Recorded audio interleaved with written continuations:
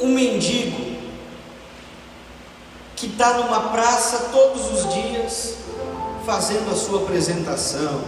E aí tem os malabaristas, tem aqueles que cantam, que tocam. Fica imaginando esse alguém que todos os dias está esperando alguém passar ali e deixar uma moeda. Às vezes eu me coloco como esse mendigo espiritual, que todos os dias eu quero que Deus tenha alguma coisa para mim. Não que aquilo que Deus tem é uma moedinha, não que o que Deus tem é pouco, vocês estão me entendendo? Mas todos os dias eu espero receber de Deus alguma coisa. Todos os dias eu quero que Ele fale que Ele me ama. Todos os dias eu quero que Ele fale que Ele tem um plano na minha vida.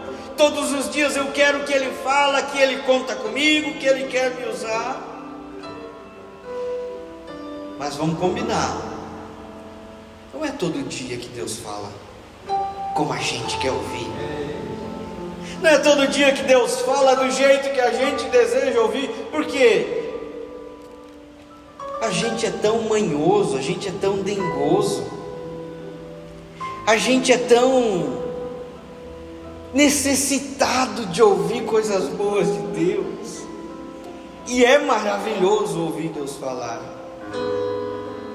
Mas tem dias que Deus não fala, tem dias que Deus não mostra, tem dias que Deus não direciona, tem dias que Deus não resolve, tem dias que parece que está tudo fechado, tudo sozinho, ninguém nos vê. Mas mesmo nesses dias, Deus está do teu lado, Deus está te olhando, Deus está contemplando, Deus está caminhando com você. E Lucas 24:14 começa dizendo o seguinte, o versículo 14: e iam falando entre si. Aqui é 2 discípulos de Jesus, 2 deles iam falando entre si tudo aquilo que havia sucedido. E acontecendo que, indo eles falando entre si e fazendo perguntas um ao outro, o mesmo Jesus se aproximou e ia com eles. Versículo 16: mas os olhos deles estavam como que fechados, para que não o conhecessem. Pode fechar a tua Bíblia. Esse texto, ele é um texto que ele todos os dias retrata a minha e a tua vida. Ele é um texto que todos os dias, em algum momento do nosso dia, retrata a nossa história. Versículo 14 começa já dizendo que 2 dos discípulos, 2 pessoas que tinham algo em comum, 2 pessoas que conviviam, 2 pessoas que sabiam um da vida do outro, 2 pessoas que tinham histórias parecidas, estavam conversando entre si. E aí na sequência do texto vai dizer que eles iam fazendo perguntas um ao outro. E a nossa vida, ela é envolvida nesse cenário todos os dias. Quando você chega no trabalho, que encontra o teu companheiro de trabalho, é normal conversar sobre os alvos que alcançaram na semana, no dia anterior, no mês anterior. É normal conversarem sobre aquilo que ainda aguardam acontecer. É normal conversarem sobre aquilo que tem em comum. E se trabalham com venda, como o Daniel, que está batendo todas as metas aí, é normal alguém chegar perto e dizer: está vendendo bem, hein?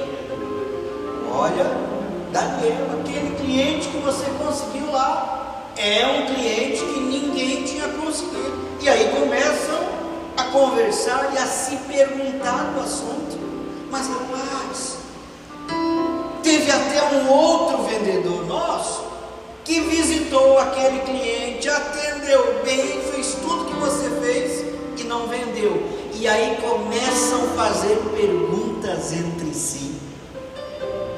É normal, quando eu encontro algum companheiro do ministério, algum pastor, a gente conversar: pastor, olha, o seu setor vai uma bênção, olha só, tinha até aquele fulano lá que estava afastado dos caminhos do Senhor, quando foi o outro pastor, o outro visitou, o outro agradou, o outro ministrou uma palavra ao coração dele, mas não foi naquele período, foi no seu que ele voltou. Olha que honra! Sempre nós temos coisas para conversar com alguém e fazer perguntas. Só que todas essas perguntas que a gente faz conversando um com o outro, Diogo, e eu e o Diogo estamos sempre conversando, sempre são perguntas sem resposta, não é? Tudo aquilo que a gente conversa pensando: mas e se fosse assim, Ismael? E se fosse assim? Mas por que isso não aconteceu aquele dia? Por que isso aconteceu agora? Por que dessa vez não deu certo e com aquele deu? Perguntas sem resposta, que nós vamos conversando no decorrer da nossa vida, caminhando, se perguntando e não achando resposta. Aí eu fico imaginando assim, a vida como uma escadaria, e a gente está num degrau mais alto, e a gente se pergunta e não acha resposta, a gente desce um degrau. E aí a gente começa a olhar para os outros estão no degrau de cima, os outros estão no degrau que, olha, eu até já tive naquele degrau, por que eu não estou mais? O que aconteceu comigo? E conforme eu vou perguntando, eu vou descendo, e eu vou me diminuindo, e eu vou olhando para as outras pessoas, e vou imaginando as pessoas sempre no lugar mais alto. Eu estava lá, eu estive lá, eu fui de lá, e agora eu não entendo porque eu estou aqui. Perguntas infinitas sem respostas, aqueles dois homens estavam fazendo. E aí chega um momento da vida, olha só, conecta comigo aqui na mensagem. Chega um momento da vida que eles estão tão preocupados com as perguntas, estão tão preocupados em achar respostas, que eles começam a ficar cegos a tudo que acontece ao redor. Toca aí o hino. Se tu, minha alma, a Deus suplica e não recebes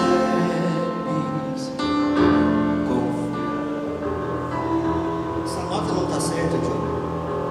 Essa nota está errada, mas o hino estava indo tão bem. E por que essa nota não está certa? Por quê?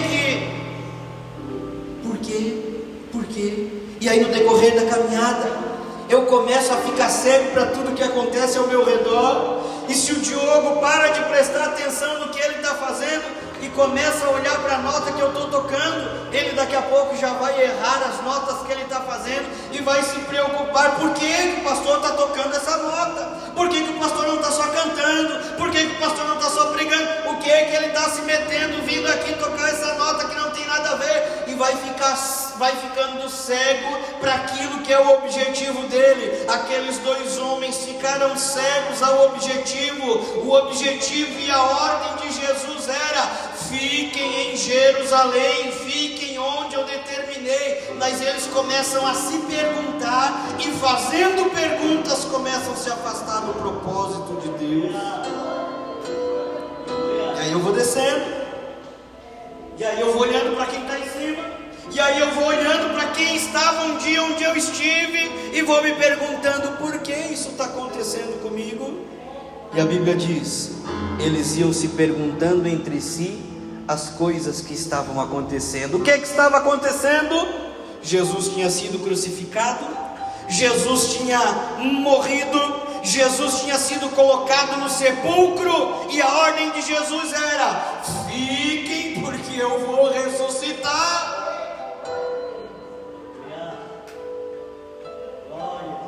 Mas quando o cenário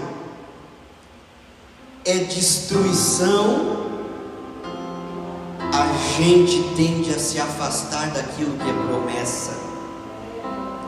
Quando o cenário é perdição, a gente tende a se afastar daquilo que é um alvo, porque o que eu estou vendo aqui é terrível, o que eu estou vendo aqui é a realidade do momento da destruição, mas Deus tem uma promessa para cada um de nós. Não olhe para o momento, não olhe para o presente, não olhe para a destruição, não olhe para a prova, não olhe para a luta, não olhe para a muralha, não olhe para o mar, olhe para aquele que é o autor e consumador da nossa fé, olhe para aquele que vai nos fazer alcançar a promessa, olhe para aquele que vai nos fazer chegar no alvo desejado. Nós temos um alvo, nós temos um desejo, nada pode tirar o nosso foco daquilo que Deus tem para nós. Os discípulos estão se perguntando: mas olha, Jesus curou o cego, Jesus curou o aleijado, Jesus ressuscitou a Lázaro, e agora ele simplesmente morreu?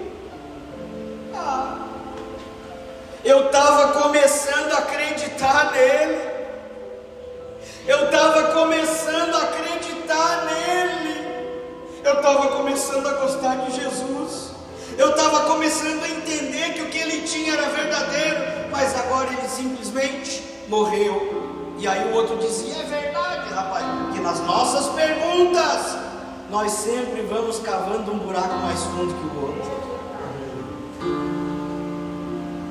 Aí aquele que caminhava com ele talvez até deu uma cutucadinha assim, disse: é verdade, rapaz. Você lembra que até o ladrão que estava lá na cruz do lado dele até desafiou ele, dizendo: ó, se tu verdadeiramente é o Filho de Deus, desce da cruz. Rapaz, naquela hora ele podia ter descido, naquela hora ele deveria ter mostrado que ele era, mas ele não desceu. Então eu acho que ele não era o Filho de Deus. E a nossa caminhada, vamos descendo degraus, vamos perdendo espaço, vamos ficando cegos para aquilo que está ao redor, a nossa visão vai sendo diminuída, e nós vamos caminhando, cheio de perguntas, cheio de indagações, achando que estamos na direção correta. E Jesus tinha dito: fiquem em Jerusalém, até que do alto sejais revestidos. Mas de repente, um homem começa a caminhar com eles. Um homem se aproxima deles e diz: ei, o que vocês estão conversando aí? Os dois discípulos já ficaram logo bravos com aquela pergunta, dizer: como é que é? Tu é peregrino aqui na região que tu não está sabendo da notícia?